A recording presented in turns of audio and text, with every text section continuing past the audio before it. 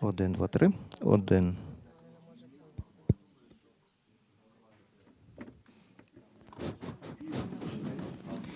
1, 2, 3. 1, 1, 2, 3. 1, 2, 3.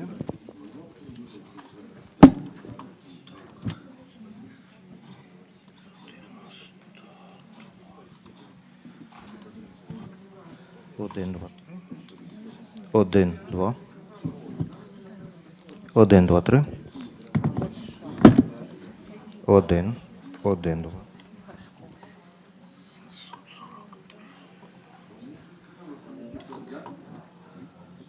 1, 2, 3. Всі туди?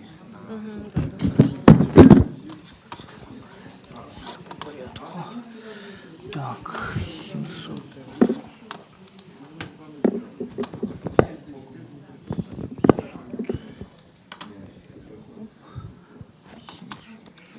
3.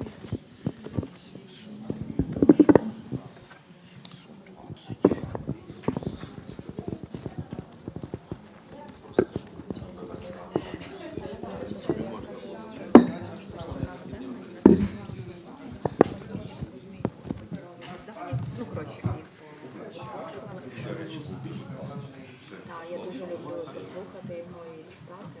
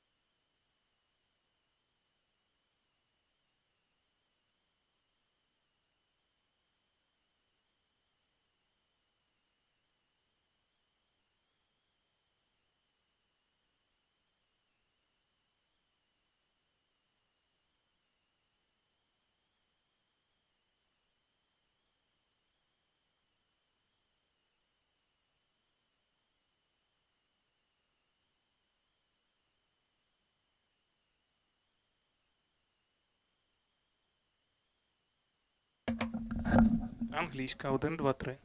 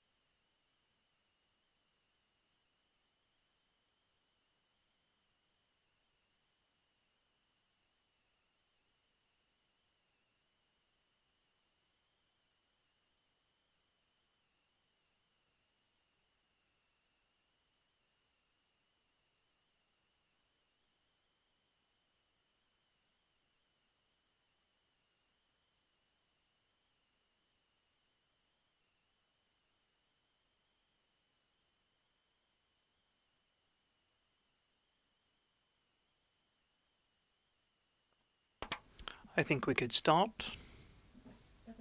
Good day.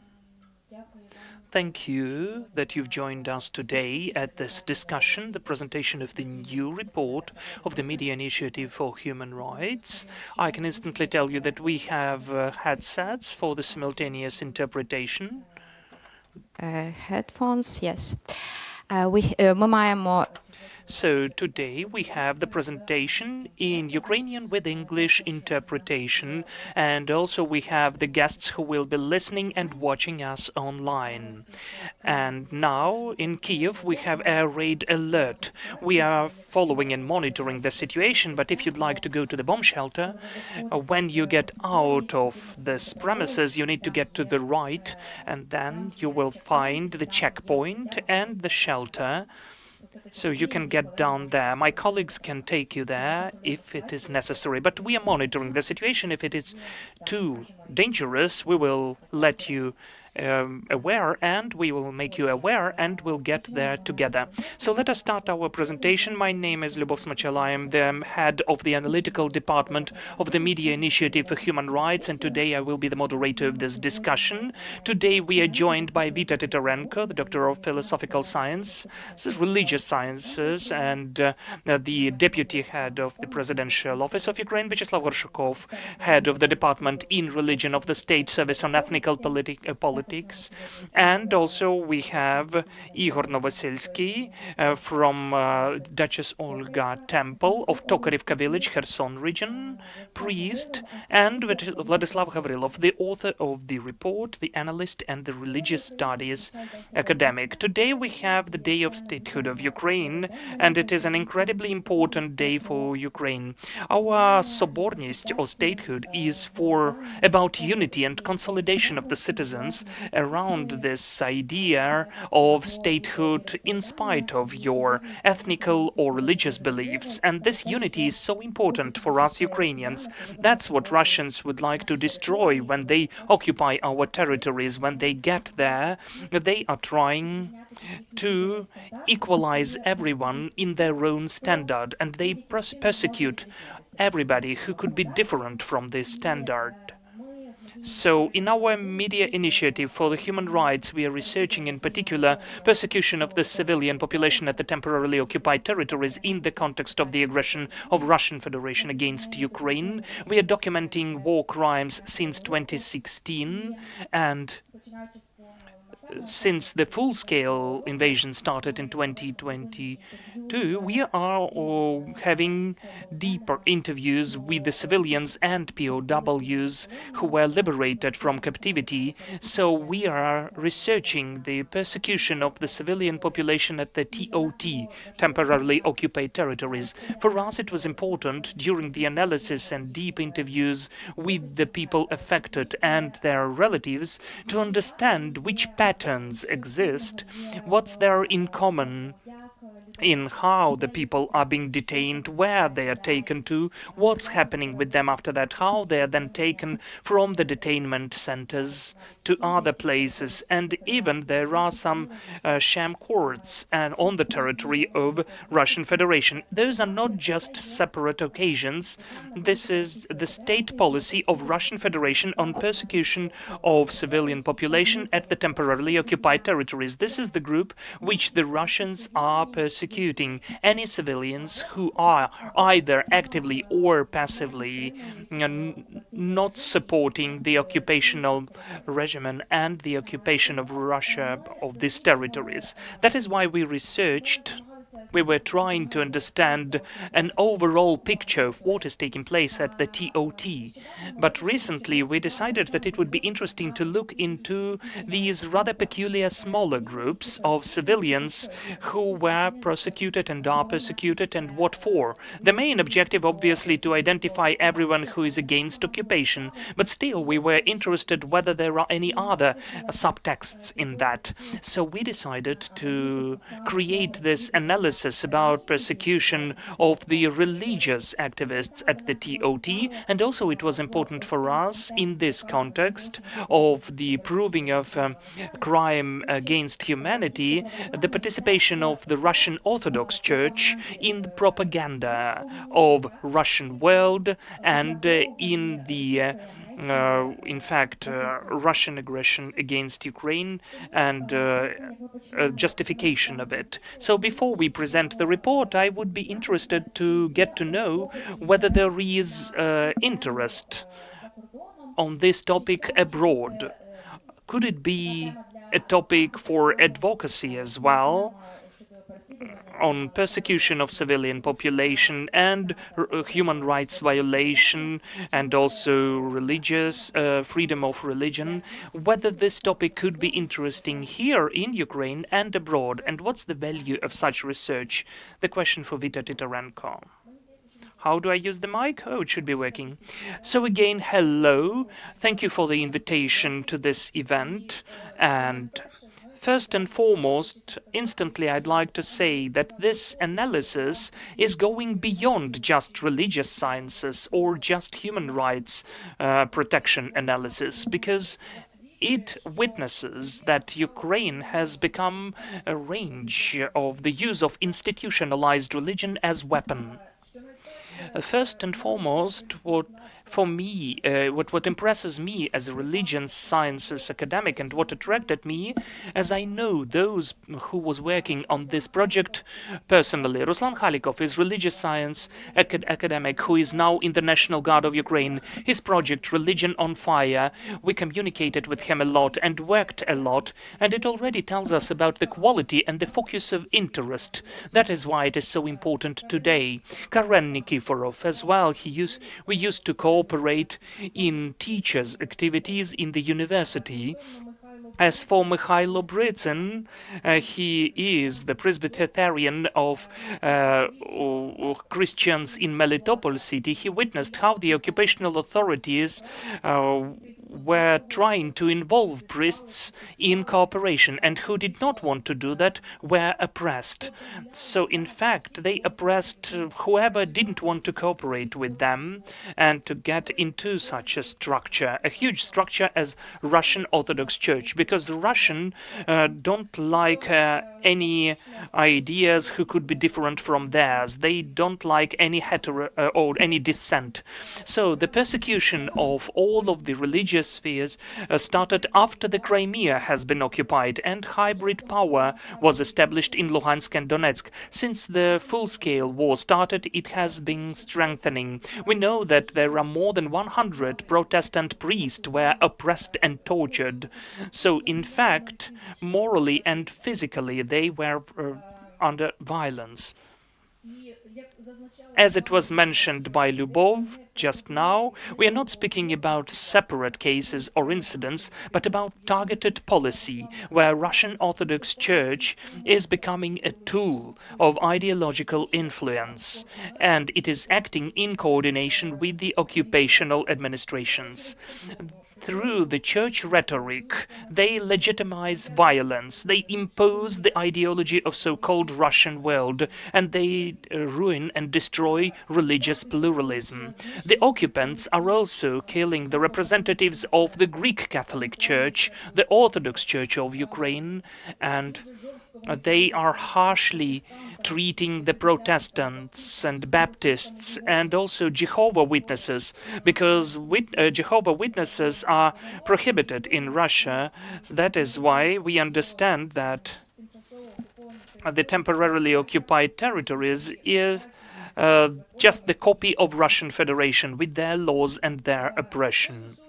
Now about the materials which I managed to get acquainted with, I can tell you that they are incredibly needed both by the European and international community, and it tells us, it is witnessed by the recent forum in Brussels, where I had an honor to be present. And during our panel discussion, we considered the issues which are similar to today's presentation, but not only with a focus on the TOT, but but the use of ROC, Russian Orthodox Church, as an ideological tool. One of their speeches was about the persecution at the TOT.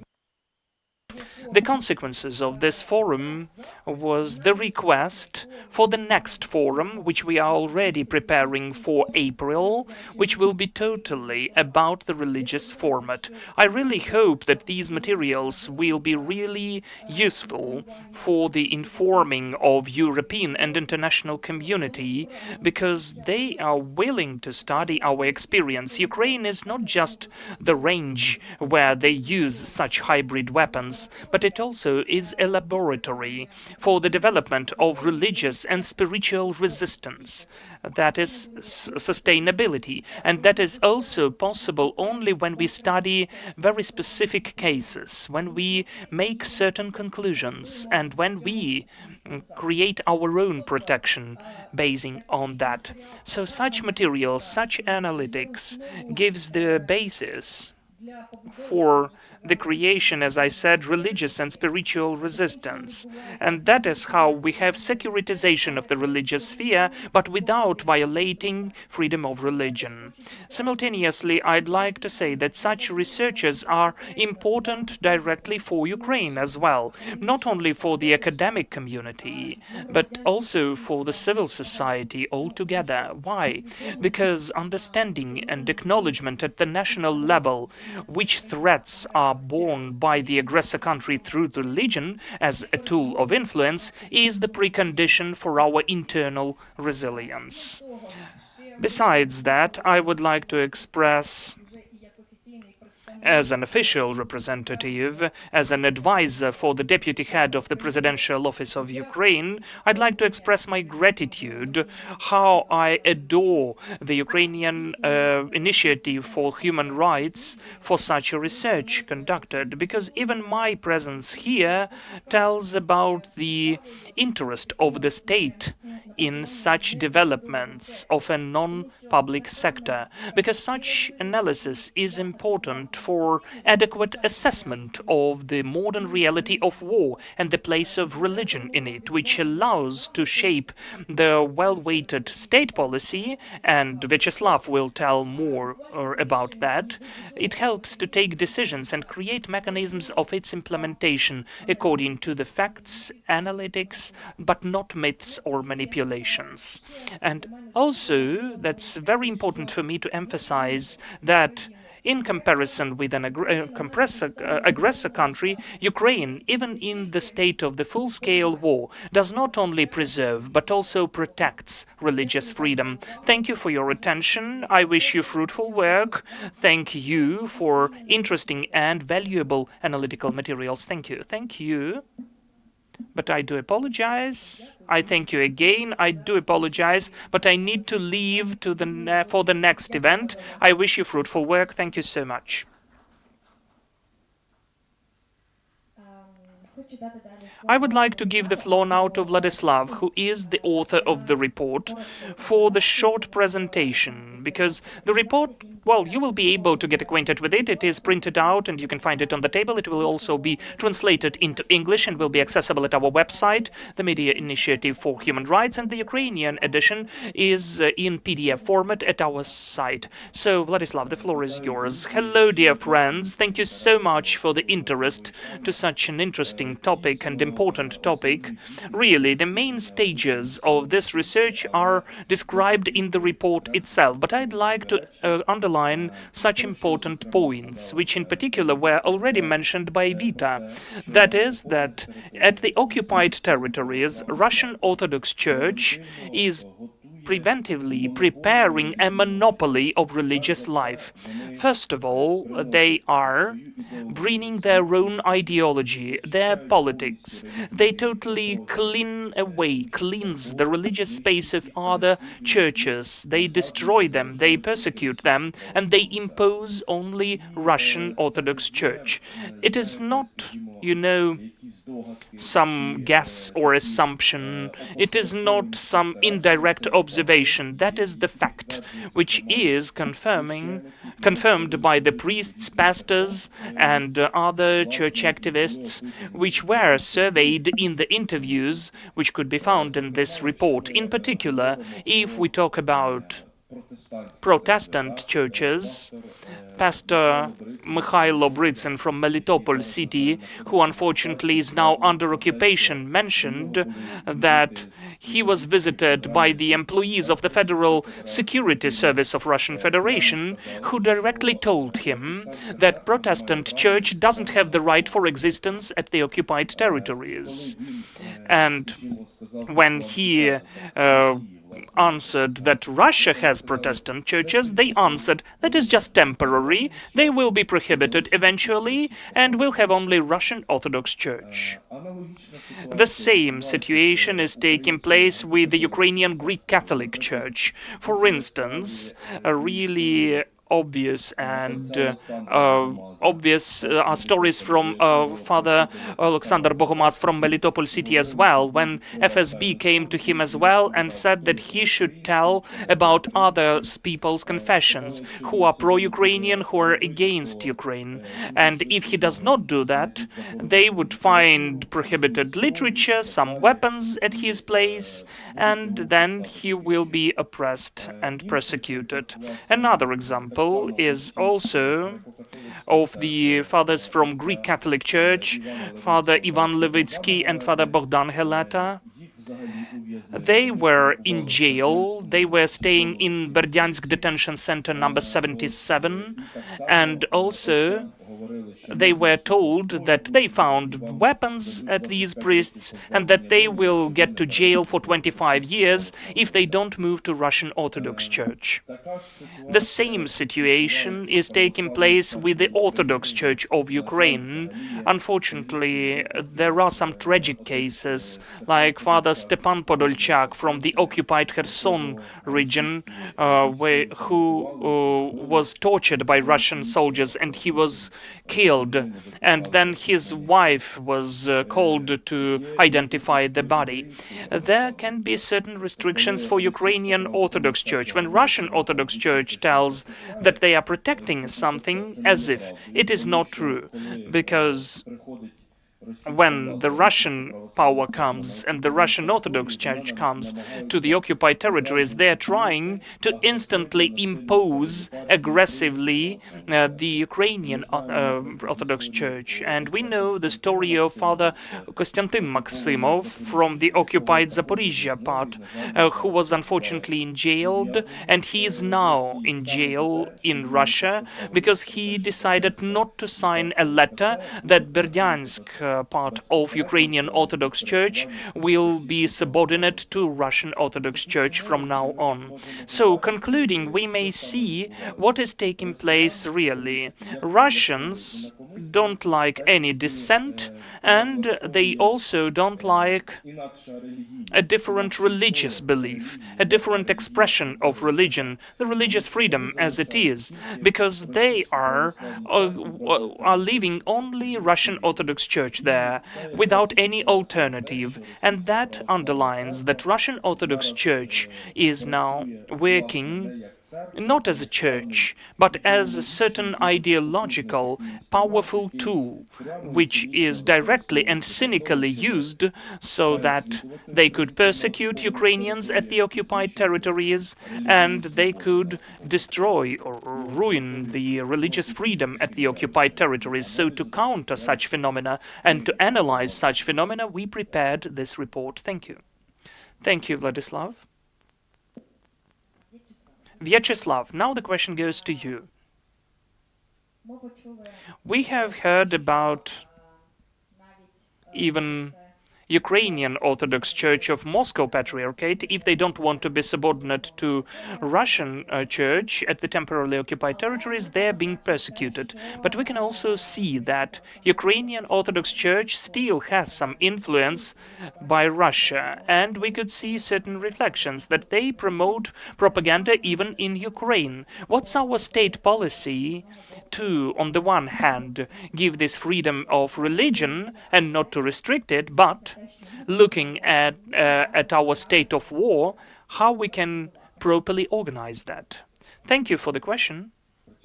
Is it working, right? So, thank you for the question. Really, rather frequently, we can see some ideas against Ukraine as if we oppress this or that religious organization. In fact, it's wrong. What the state is trying to do is to protect the principles of the freedom of religion at the governmentally controlled territories. And for us, it is so important. We are really grateful for such researchers, because obviously the state doesn't have enough of resources to create such reports and to research all of that. On the one hand, we could monitor open sources, but on the other hand, it is hard to interview the witnesses, to collect the data, to register and document the crimes, and so on. Our service is responsible for the religious policy in Ukraine, so we lack resources. We are incredibly grateful for the materials which we'll definitely use, and they would be really helpful. Coming back to the questions, what these reports are about. They show us rather specifically what the state would like to protect religious space from. Because where Russia comes, the freedom of worship, the freedom of conscience stops. And the Russian policy on the use of religious communities is not a know-how. It's nothing new. And it was not emerging recently or in 2014. If we research Russian religious policy, it's not even the result of Bolsheviks' activity. This is really continuous work since Russian Empire. And we need to drive attention to the facts which we have already faced in the past, what we are trying to be against, even when we had Ukrainian People's Republic. All of those points never vanished. Russia wants to stay as an empire. It wants this empire nature to be expanded and confirmed. And the first ally of these empire strivings of Russia is Russian Church, Russian Orthodox Church first and foremost. And several years ago, the publishing house Duh и Litera, Spirit and Letter, we published several volumes of Ippolit Bychkovsky, and in the first volume we could find his wonderful analysis of the situation with the oppressed peoples of Russian Empire. And he mentions examples. When you read them, I had such an impression as if we describe the current situation at the TOT. I would even allow myself to read a quote. Officially, the national policy of the Tsar regimen and government has the objective of Russification and Orthodoxation of all of the oppressed peoples of Russia. The cultural, national nivellation and mechanical assimilation are their ideals they are trying to achieve. Nothing has changed since then. It was written in the beginning of the 20th century. For us, this war, which is taking place now, is the great war for the independence. This is the existentialist thing. Either we save ourselves as a nation, as a state, or we disappear, because we don't have any other choice. That is why the sphere of religion, in such circumstances, is inseparable from security. And the legislation which we have, the policy which Ukrainian state is implementing, is not the prohibition of some type of a church. It is an urge, an appeal please break all of the links and connections with the organization which makes our religious space, because it's contagious with these dangerous ideologies like Russian world. And the law which is now being implemented, which is acting now, is not banning automatically a single religious organization. The only organization whose activity is prohibited in Ukraine is Russian Orthodox Church. But we have only one religious organization which is directly involved in the structure. That is the Koretsky Women's Monastery, and that's it. And there is already the court suit to stop their activity. But all of the rest which have this or that connection with the Russian Orthodox Church, they are not automatically prohibited or banned. They have a proposal to break those connections and links, and they don't need to get away from the Orthodox belief, or they don't have to change their dogmatics or the conditions, the calendar, anything. Those are really simple steps. So we really hope that the board of the Ukrainian Orthodox Church will find courage to comply with the regulations. Thank you so much. Those are important points which we need to advocate abroad as well, because in fact we often can hear that we are prosecuting someone in Ukraine, persecuting someone, and negatively it sounds as well.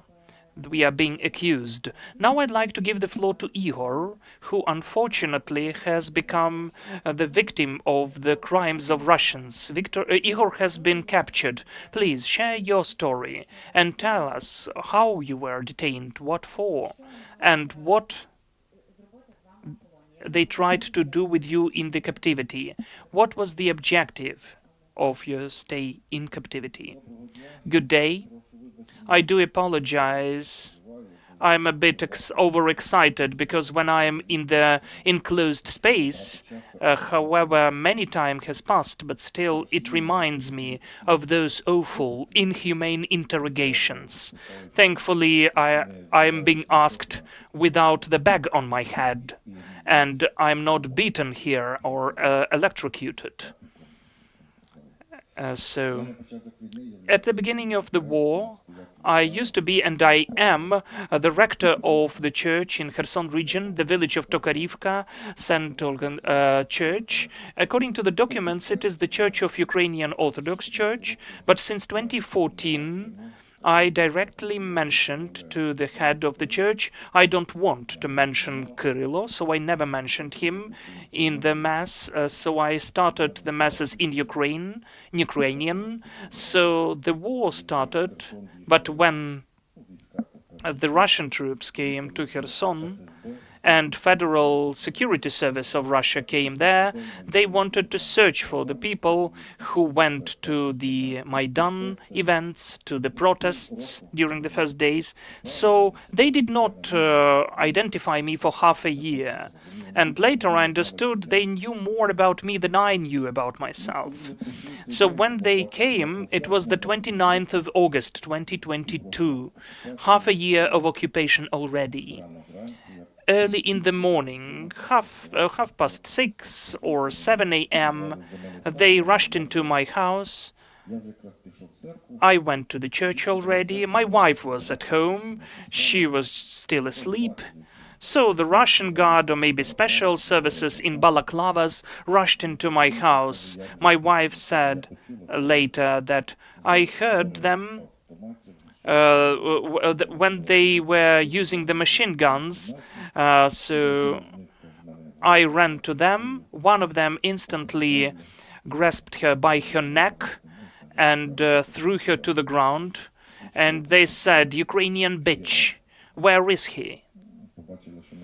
They saw that I was not there, so their command was to take me. The woman said that my wife said that she felt bad and asked for water. They left her and rushed to the church. We wanted to mow some land, some grass closer to the church, but the special services in the armored vests, in the Russian uniforms, surrounded the church, and they said us to lie on the ground. They ran up to me. We were in our civilian attire. We wanted to mow some grass. I remember there was Buryatia representative because I could see his eyes and his gloves. He put a machine gun to my head and said, "Go and call a priest."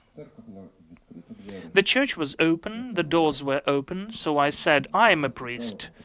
And that was an interesting thing. He said, I was even amazed when he said, he instantly hit me in my head and said, "You wanted to open Una Unso." Una Unso is the organization of the beginning of the 20th century. I was amazed that Buryatia representative knew something about Ukrainian history. And I asked, "What do you mean by that?" So they instantly hit me on my head again. I hit on the tiles. And then I came to my senses when I had a bag on my head and they took me to some vehicle, they put handcuffs on my hands and they brought me somewhere. I didn't know where to. They took some glass, then they took two more guys from the village. I heard them being tortured. Then it was my turn. They brought me out of the premises. They beat me.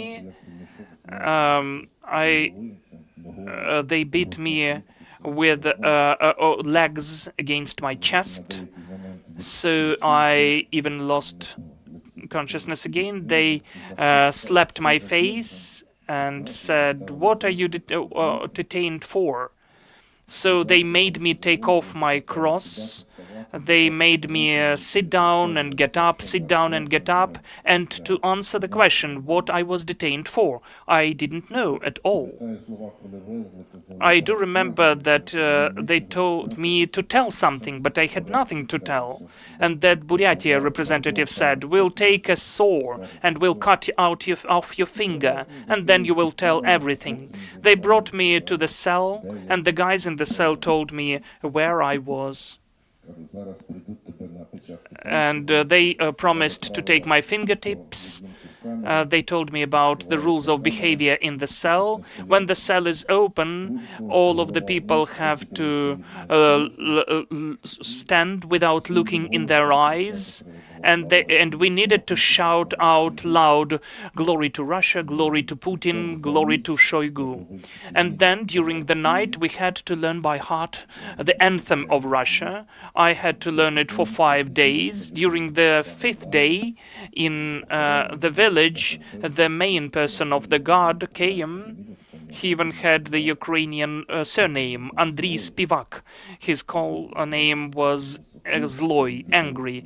He was of 2 meters high, so he wanted to entertain himself during the Sunday. He opened the cell and said, "You begin to sing, then you begin to sing." And when it was my turn, I said, "I know the anthem of my country," and that's it. So he had the longest shocker. He electrocuted me against my back, threw me to the land, and then told his guys to raise me, and again electrocuted me. Then they took my fingertips. When they named your surname, they put a bag on your head, and you are brought to some premises, and then interrogations. I did not understand what interrogation was. First you were electrocuted by the shocker, you're falling down, then they rise you. The first questions during the interrogation were, "Did you mention Kirilo in your prayer?" "No." "Did you pray for the armed forces of Ukraine?" "Yes." Any church is praying for its own warriors, and those are the words from the prayer. "What did you tell during the sermons?" "I told that the truth is on our side. The truth will always overcome the evil. The truth is on our side." And those collaborants who went to their side, they knew everything. They knew that during the 3rd day of the war, risking my life, I didn't even tell it to my wife. 12 soldiers of ours found me. They were asking for help. They were surrounded at the left bank. So during the night we took them by boat through the river. I was afraid, of course, because I was afraid that they were Russians, because the battalion commander was Russian speaking. But I told myself that I would never forgive myself if I don't help our guys. I also told them, if you are Ukrainians, I will help you, but if you're Russians, I won't. And then I told my wife, maybe I will never come back. You should know where I am. She said, I will join you. I will not let you go on your own. And I answered, they will kill both of us. Then we'll have orphans, children. So the battalion commander said, I'll come up to you. I have the gun. All of the rest have machine guns and the armored vests. So I will put away all of the bullets and I will show you my documents that I'm really a Ukrainian warrior. We are surrounded. And we were told to fight. No one will help us, so please help us. We will give you all of the money and weapons. Well, of course, I didn't take anything. So I could take them to the basement of the church. They were wet, soaking wet, hungry, and they had to get to Mykolaiv city, to the range. They could get through the fields only at night, not during the day, because the drones were there. They didn't know whether the orcs, the Russians, were in the village. So when the one armored vehicle already came to the village, they were fleeing to the forest. The battalion commander wanted to stay till the morning, but I told them, if they cut the road of Kakhovka-Kherson, I will never save you. You need to have some dry clothes, some dry socks. We fed them, we gave them some sandwiches, because they had the way of 3 days. So finally I helped them to escape in groups. And at the left bank we were taken. They wanted to incriminate. One guard told to me a connection with the armed forces of Ukraine. They wanted to incriminate me. That's how we were tortured in Kherson in the cells for 2 months, physically, then morally during the last half of a year. When they left Kherson, there were about 120 of us in the detention center. So a day before taking us, they let half of us free, but another half of us were taken to the trucks from Crimea. Half of the guys were taken to Oleshki, former Tsuryupinsk. I was brought to Holopristan, the left bank. The police department, which had cells, we were held there for 10 days, without food for 4 days, without kitchen at all. But during the 4th day, they gave us 2 potatoes each. We stayed there for 10 days, then again the trucks. And we thought that we were taken to Crimea or to the Russian territory, but we were taken, the 23 or 30 of us, we were staying in Chaplinka, a settlement in Kherson region that is not far from Crimea, about 10 kilometers from Myrne and Chonghar. Rest of the guys were taken to Novotroitsk, to the police department in the basement. It used to be such a room, and the detention center, the isolator. Everything was rotten there. For 20 or 30 years, no one stayed there. There was no water, no toilet, awful conditions. I was the first one to be. They sought something. Then they took me to the room, to the basement. When I saw the conditions, everything was rotten and wet. And let me tell you that for half a year we were taken to the toilet once a day, but we had to dig this hole on our own and put wooden boards on it for 10 minutes, and we were given 2 bottles to take water. For 9 months we didn't know how we could wash, what is the mug of boiled water, or what tea is. For half a year we were fed what orcs did not eat from their kitchen.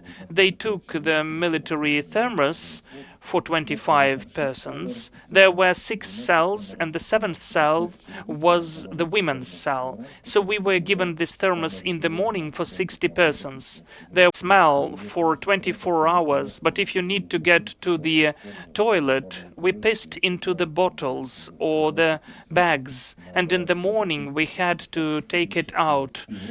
These were the conditions of our life for half a year, without any heating.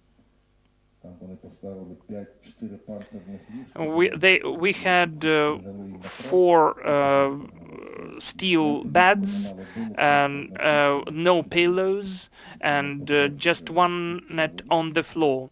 2 of us were sleeping side by side. We didn't have any other way. That was awful. Morally, it was depressing. There were no interrogations there anymore, and in 4 months they took one guy, they put duct tape on his eyes and took him away. They started their sham courts. One guy from my cell had 3 years of jail. Another guy had 10 years of jail. The guards were asking what will happen to us after that. That was awful.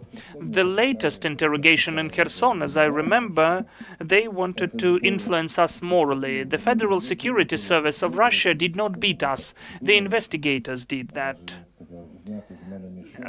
They told to take a bag off my head and told me, "You are not a priest anymore." Well, I said, "You did not assign me." Well, of course, I was sorry for saying that, because if you say what they don't like, they beat you really hard. You are being electrocuted, which is really awful. As soon as the guys were taken after electrocuting to the cell, they are really black after that. When they put the electrocutes to the ears, it was okay. But also they could put the wire on their nipples or even testicles. Then your teeth could crack and your skin is becoming black. I had to see it with my own eyes. I could see how guys did not stand it and were trying to commit suicide, to open their veins on the necks.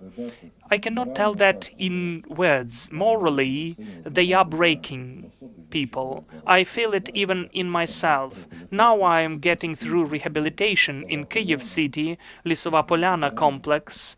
That is for the veterans. Half of the guys are after captivity. Half of them are from the assault brigades with injuries, with concussions, in hard state. But I have something to tell, because it's easier for me to communicate with them. They understand me much better, and I understand them. There can be guys here who stayed in captivity for 2.5, 3.5 years, and we are sharing about conditions of captivity and where we were taken to. And honestly, it is easier for me there, because when I can hear about the injustice of people who are far from the war and who are telling how it should be, really, I can really be pissed off. I feel this aggression. Sometimes I feel fear. Sometimes I cannot sleep.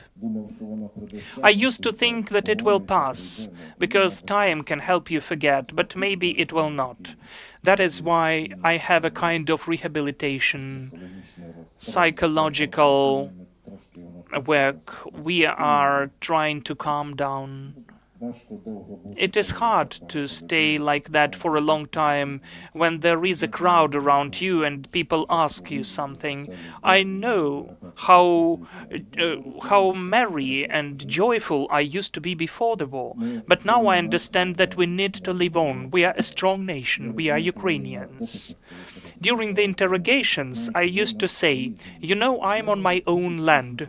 Honestly, I'm not afraid. I'm 50 plus, so I'm not afraid of death or you. I will live as much as God gives me. I was telling that to the FSB in Russian, and he told us, "Oh, you know Russian that well? We were told that you're a Nazi guy." And I had so much work, and I came to see you, how Nazi you are. So they took the bag off my head. And he asked his friend, "What shall we do with him? Should we shoot him or take him to Donetsk? Let's think. He will stay here for a long time."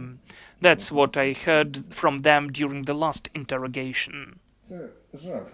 That's awful. It's hard to tell about, but I took some.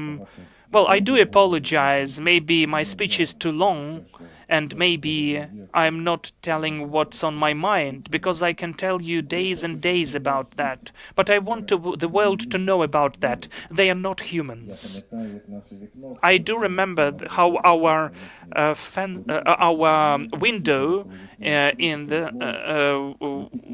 cell was used, and there were some tortures. But then the torturer came out to have a smoke, and I could hear that he was calling his son or his daughter, and he was speaking in a totally different way. He is the father of the children. He's not beating people, he's torturing people. They're torturing people for 5 days in a row, and you have to tell the same all the time. Where the weapons are, what have you done? We were going around the church, and they wanted me to show the weapons. Which weapons? We didn't see the logics of their actions in 9 months.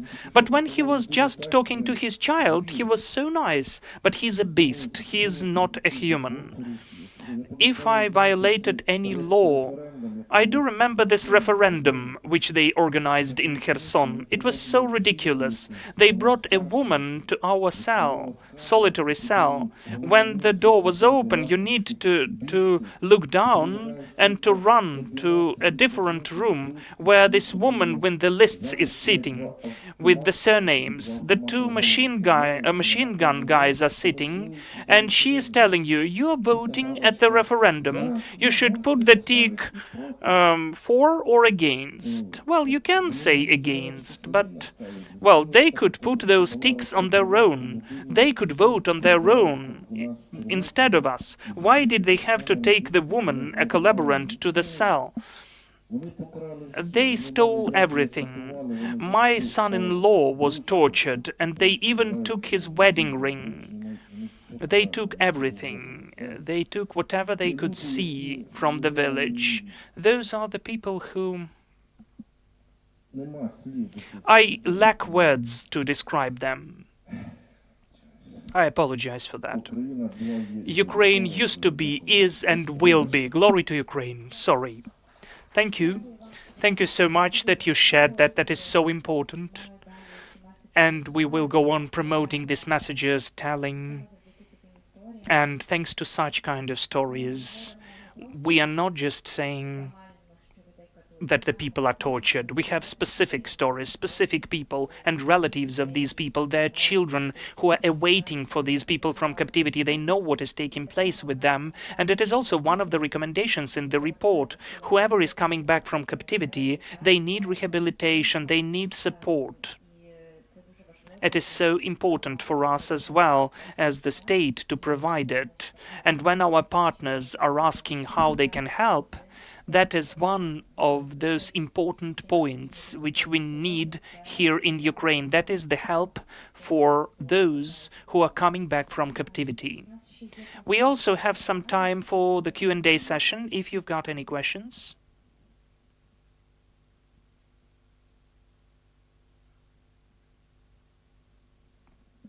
Good day. I would like to ask the author of the report, that's the question more to you. We did not get into the report, but still, I wanted to ask how many respondents were surveyed for this research. And maybe you separated for yourself any patterns of the persecution region by region. I am Marina Mukhina from IPHR. Thank you for the question. Well, you see, partially, we had statements of the surveyed by our media initiative for human rights, and also I surveyed the priests who I know personally. About 15 of different interviews were held. If we speak about certain patterns, I noticed the similarity, how they treated the priests who were held and jailed, how they treated, for instance, the civilian detainees, when we are speaking about those sadist practices, how they made people to learn the anthem by heart and to sing it for hundreds of times, permanent beating, tortures, interrogations of people about the same events. So the use of electrocuting, electroshockers, and this well-known topic, this is the so-called electrocuting device. Those are the common practices in their actions. I understand that Russian soldiers and the services, penitentiary services of Russians, are acting along the same scenario. They use it against everyone with the single objective to break a person. And we could see that they were using that against priests as well. In my opinion, as a researcher, it shows again this, in fact, stupidity of their arguments, as if they are protecting religious freedom. Because when the priests and pastors are getting to them, we can see how Christian those Russians are, how they protect the religious freedom and what they do to the people in fact. Definitely, however, it is a tragic case, it is very demonstrative how Russia really treats them. Good day, Stanislav Miroshnichenko. Could you please tell, as for the authors of the report, in the name of the report, it is said that it is about the persecution of Christians at the occupied territories. Did you consider the broader context of the persecution of other religious groups which are not Christian? Thank you for the question. In fact, specifically in this report, we focused on the persecution of Christian communities, because we know that there are lots of manipulations which tell us that these persecutions are either don't take place, or they try to say that in fact they take place in Ukraine.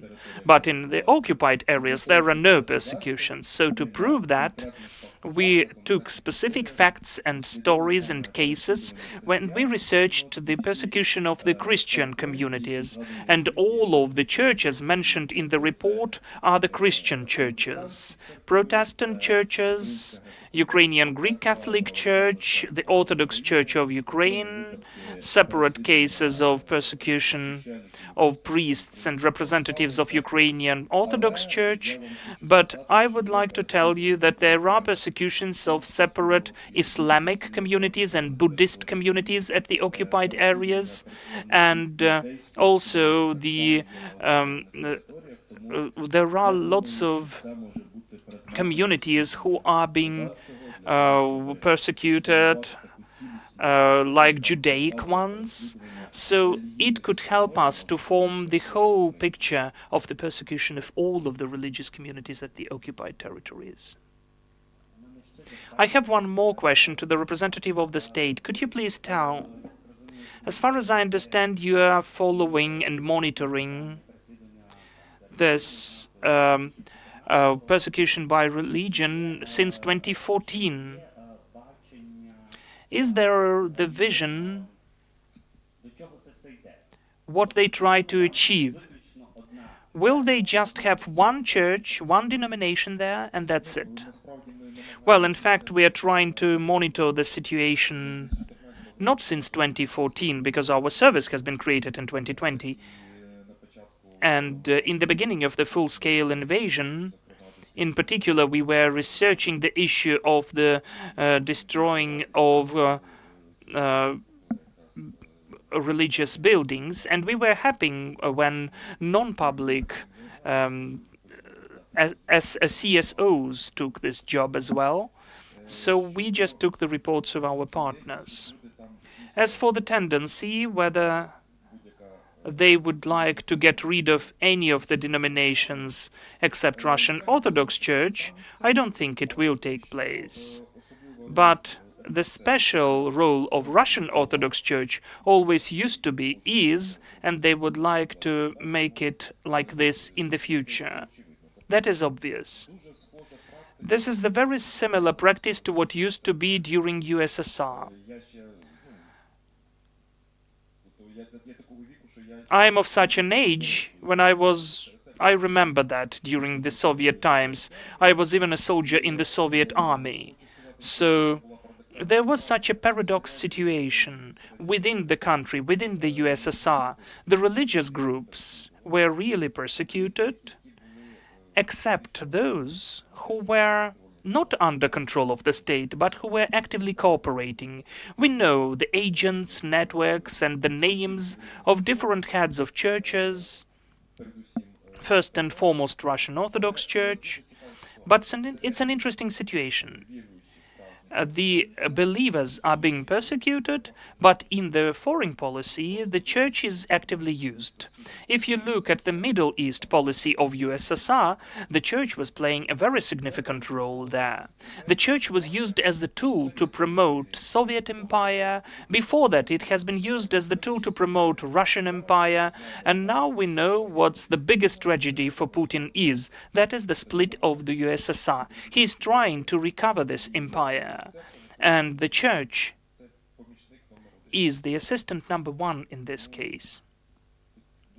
So it's easy to make conclusions and to understand what they want to do further on, whether the world allows them to introduce such practice, or someone would stop these crimes. Because when there is something sacred, but it is used to justify sin, when speaking in the Orthodox terminology, we can see these the sins which are becoming sacred in their own opinion. I have one more question, Fedor Chernov. The question is whether you feel administrative pressure. Do they force the churches to re-register according to the Russian legislation, or for them to join Russian Orthodox Church? Is it just separate cases, or is it systematic work? Thank you for the question. For instance, let us take Ukrainian Greek Catholic Church.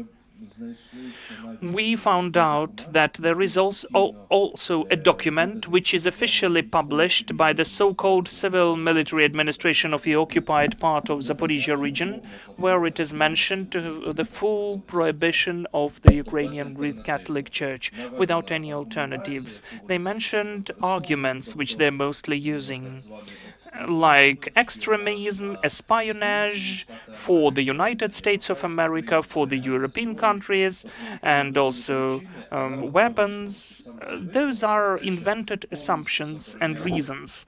But the conclusion that the activity of this or that church is fully prohibited. Before that, there were facts about 2014, 2015 at the occupied parts of then Donetsk and Luhansk regions. They prohibited Protestant churches, and they are using the same cliches, prohibiting Protestant churches, or saying the Protestant churches, because they are numerous, that they should be united, they should be joined and registered by Russian legislation. If they don't register, they estrange the property, they cut the communications, and they give it to the property, to the ownership of the collaborators and Russian officials who have power there. It is the systematic approach, even in persecution of certain denominations and churches.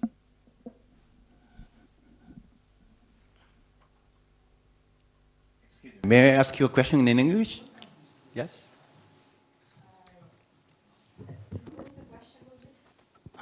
It's a basic question. Sorry, yeah. Yes, up to you. Okay. I just wondering that you're talking about this Russian world ideology, and you said church is a tool, Russian Orthodox Church is tool.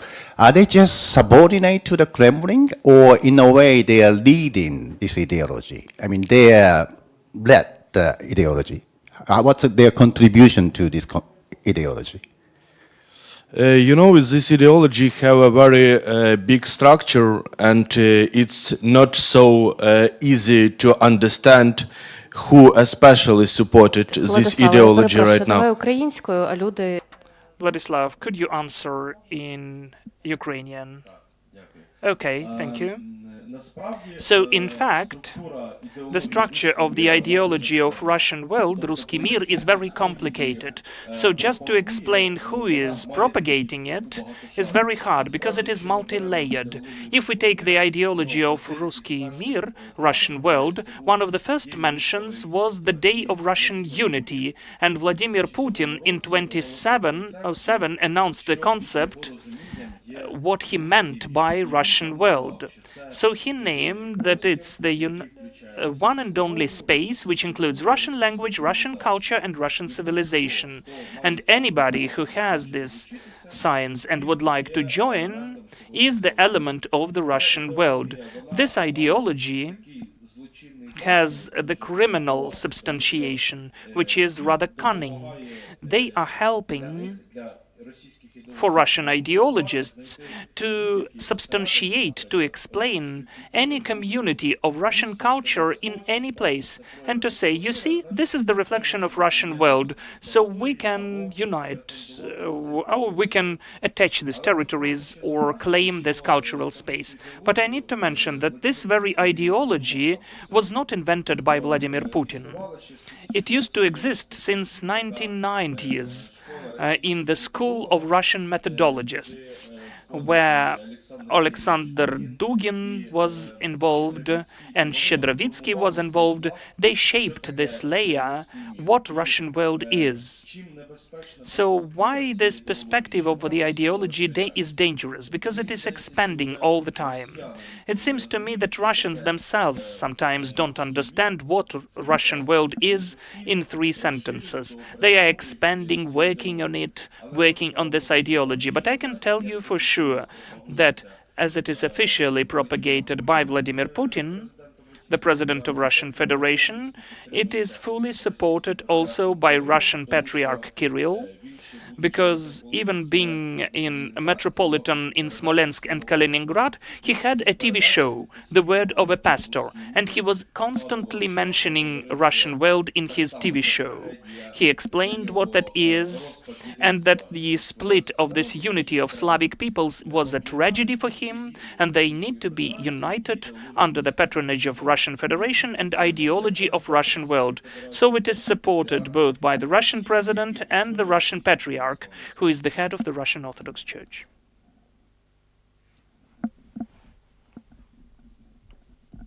Thank you. Religious Information Service of Ukraine, could you please tell whether we can say that Ukrainian Orthodox Church of Moscow Patriarchate is also bearing the ideology of Russian world?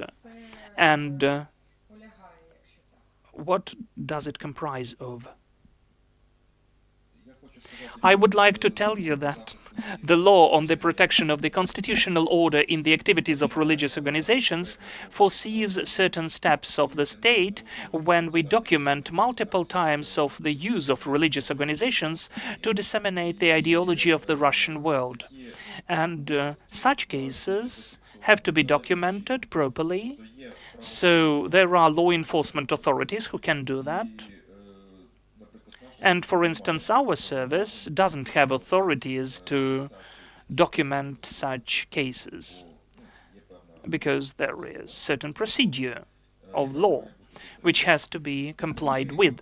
So we understand that Ukrainian Orthodox... Well, look, what's an interesting thing about that? In Ukraine, religious unions are not legal entities. Any union, including Ukrainian Orthodox Church, is the combination of thousands of different religious organizations. And we understand that within Ukrainian Orthodox Church, you can also see a certain stratification, layers. One thing is the position of certain archbishops, and another thing is the position of usual priests or believers or the parish. And here we can see the broad spectre. There are pro-Ukrainian people, and it's hard even to imagine that they are spreading this ideology, but there are people who are, in fact, sick by this ideology. They are now on the territory of Russia. They used to leave the territory of Ukraine, but remember how these people who were perceived as totally adequate first, then, because of some reasons, started to actively propagate this ideology. And, in fact, they refused the right of Ukrainians for their own state, their sovereignty and independence, and so on. It's not just propaganda of some doctrine. That is what's connected with the refusal or deprivation of the right of Ukrainian people for their own state and identity. This is the deprivation of Ukrainians for their own nation, politically, not only ethnical Ukrainians, but all of the people who acknowledge the independence of Ukraine and would like to live in this state. That is why the facts can be different. But in order to make certain steps against that by the state, we need the state to get the documented cases from the law enforcement authorities of the multiple use of religious organizations to disseminate the ideas of Russian world. Everything should be done legally. Are there any other questions left, or should we conclude the event? I think there are no questions, right? Thank you. Then let us have certain conclusions. I would like to say, finally, about the persecutions, because it's very important. When we decided to research this topic, it was not just the idea to separate this group of people and to say that they are being persecuted because they are religious activists. No, we are researching the persecution of civilian population in a comprehensive manner, and the religious activists are belonging to the bigger group of people who are against occupation. That's very important, because when we're speaking about the broader group, we are speaking about the specific crime against humanity, persecution of the civilians at the occupied territories. And from the legal point of view, it is so important for us. We are working on that when we are starting these deep interviews.